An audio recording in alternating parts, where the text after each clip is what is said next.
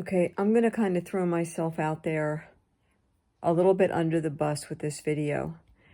It's Sunday evening, and I did my exercise, and I did not get my bath. However, I did fill the sink in the bathroom with lavender water, lavender drops and warm water, and I did a head-to-toe wash-up, and then a head-to-toe rinse. I'm feeling a little bit lightheaded would be the best way to describe it. So I didn't want to take a chance of getting in the tub and maybe slipping or anything. I don't know what's causing this feeling other than I've been awake since 4 a.m. So maybe it's that I'm just really tired. But I feel like I got my 3 things in. I did my 15 minutes, 1 mile walk with Leslie on YouTube. It's just like the easiest, most fun way to get a mile of movement in, and I really recommend it. I did my Zazen, and I am so clean. Like, I am so clean. And I read 3 chapters of my Zen Sex book. I'm more than halfway through it. This is the 3rd time I've read this. And actually, this is Sky's copy. We each have a copy. And I see in the book different spots where he put a little tiny check mark. And it's exactly what I knew about him. It's interesting, which brings me to this topic that I think needs to be talked about. And this can go for anybody, whether you're the one left behind, you're the widow, widower, whatever. We need touch, like most of us. There are going to be some people that are going to say, nope, just back off. I do not need any kind of touch at all. Just leave me alone. But even the babies in the NICU, they are touched. They are skin to skin. They are held. The power of touch, human touch, is incredible. You ever see groups of people dancing and holding hands, forming a circle, holding hands, that bond? The holding of the hands creates such a strong bond. Dancing, slow dancing, holding on to each other. Laying in bed and putting your head on your person's chest, just hearing their heartbeat. So many nights I laid and listened to Sky's heartbeat.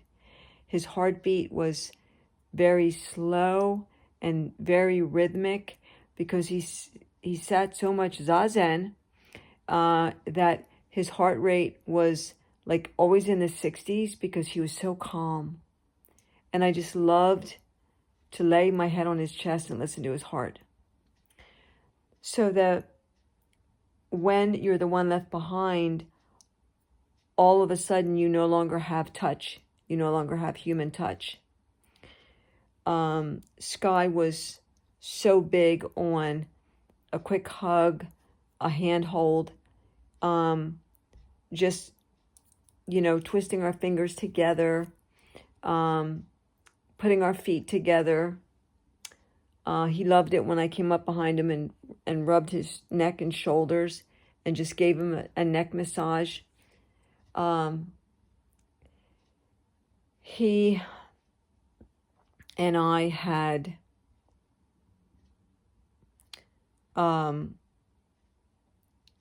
not as much touch as I think either of us wanted. I think because we both were in prior relationships that were not great physical relationships, and then you get into a relationship where you both want touch. It takes a lot of communication to get to the point of putting it all out on the table. But when you lose your person, you're losing touch. You're losing that kiss goodnight, that kiss in the morning, that hand holding as you're walking together, arm in arm, the love making, the cuddling, the spooning, just the being, the looking into each other's eyes, holding hands. Touch is so, so important. And so for me, well, I'm completely on my own, and I have been now for almost 14 weeks. And I can say that the 6 days or 7 days before Sky passed away, he was out of it. I was touching him and holding him, his hands and his face, and as much as I could. And he would blink, or he would try to open his eyes to connect with me. He was very sick, and our intimate life ended a very long time ago, as far as deep intimacy, without too much TMI. But we had amazing communication, intimacy, just even holding hands and talking. I would give him a kiss, or I would put my head on his shoulder, and he would say, "Thank you. Thank you so much. Thank you." I miss that. I missed human touch. I miss human touch. And I don't know if we recognize that in our loss. I don't know if we really understand that that's a lot of our grief. It's said that grief is love. If you love someone, you're going to grieve for them. You're going to cry. You're going to feel lost. You're going to maybe stay in bed for 3 days straight and not take a shower and not eat or overeat, or,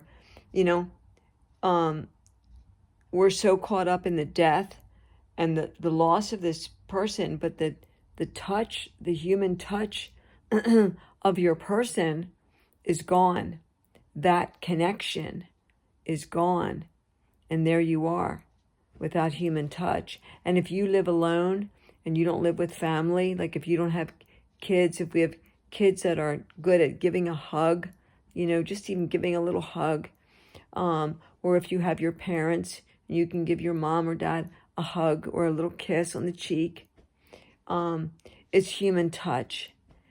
Living alone, being alone, completely alone, losing your person, for me, I'm really recognizing the lack and loss of human touch, and how much that has come into my depression, into my grief. I'm grieving so many parts of Sky. I'm grieving so many pieces of Sky. I'm grieving so much of our love story and our companionship. There's many facets to what is lost when your person dies. We get caught up in just the death itself. Like, I'm alone. What do I do? How do I move forward? How do I carry on? How do I do it without him or her? How do I manage? How? And he or she is somewhere, and hopefully they are managing. Sky has given me so many signs and signals that he's okay, and he's around me. He's circling me. He's letting me know at the most perfect moments, Poet, I'm here. I'm here. I'm watching you, And so there's a comfort in that, but it's almost a teaser, because I know he's somewhere close to me, but I can't reach out to him. I can't hold him. I can't give him a kiss. I can't hold his hand. I can't hug him.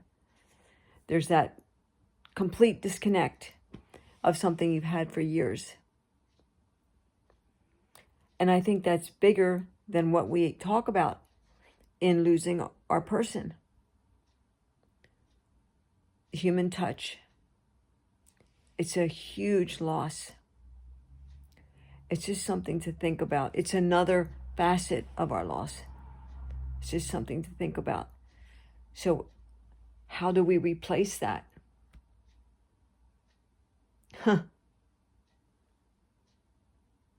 This is why people get into other relationships.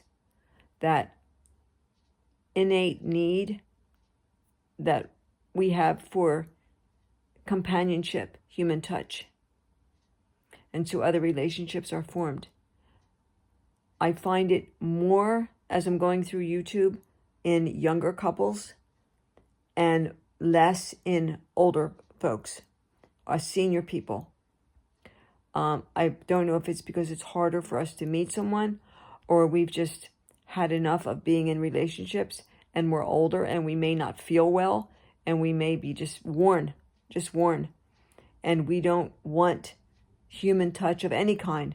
We've secluded into our room or our space or our own mind, and we just don't want anyone or anything near us. I think it goes so many ways. It's just something that I'm thinking about, that I didn't think about, but I am thinking about now. Like, wow, that's a huge part of my loss. I had a huge financial loss. I had a huge companionship loss, someone to talk to. I've had a loss in my study buddy with Gallic. I had a loss in my Buddhist practice, my Zen partner. I've had a loss in my human touch man, my lover, my guy, my dinner partner, my shopping partner. There's so many areas of loss. It's not just one loss, it's facets. The death is the center of a wheel, and the spokes are all of the parts of the death. All the losses, they come in what's the word? Parts, pieces, parcels. Yeah, I don't know how many of us realize that.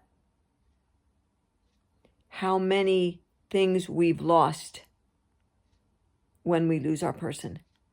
How many parts of our life that we had together, when you break it down, how many pieces we've actually lost. I can write pages of how many parts of my life that I've lost my partner in so many areas of my life. He's gone. And now all these things we did together as a dynamic duo, I'm doing single and solo. And there's a different vibe to that. Totally different vibe. Just thinking, just thoughts. Thanks for being here. I love you guys. I so appreciate you. If you have your person with you, give him a hug. Give him or her a hug. Give him a kiss. Hold their hand. You know, make sure your kids get tucked in and get hugs and kisses. Make sure if your parents are alive, call them up. Say, hey, hi, Mom, I love you. Dad, I love you. Just, you know, life is a vapor. It's a vapor. It's like, gone.